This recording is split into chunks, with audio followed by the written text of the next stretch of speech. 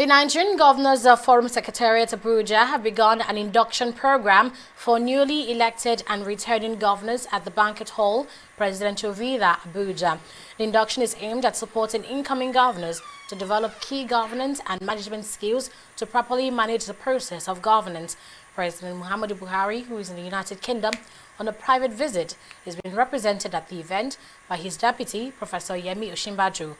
Osinbajo also called on state governors to liaise with security agencies to protect the territorial integrity of their states and the lives and property of residents. The law and order challenges in parts of the country with, for example, the opportunistic attacks of Boko Haram in the northeast, the incidents of attacks by herders and the frequent clashes between herders and farmers.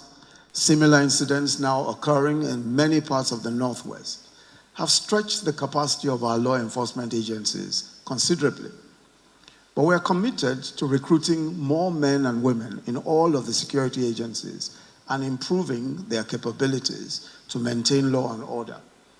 At our discussions at the National Economic Council, we've recommended more effective collaboration with state governments. A major plank of that collaboration is community policing. This involves a more practical collaboration between the citizens, between civic groups, traditional institutions, and the police. And as Mr. President has said, maintaining security is the first order of business for us as chief security officers at the federal and state levels. So we must work together to find even more creative ways of making our country completely safe for our citizens. My reality is all anybody else can do is offer us help, but we're the ones that will build our nation. Nobody else can build our country for us.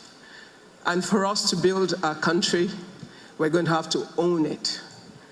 And in reality, in the value chain of leadership, the most important part of that value chain are those of you seated on this side.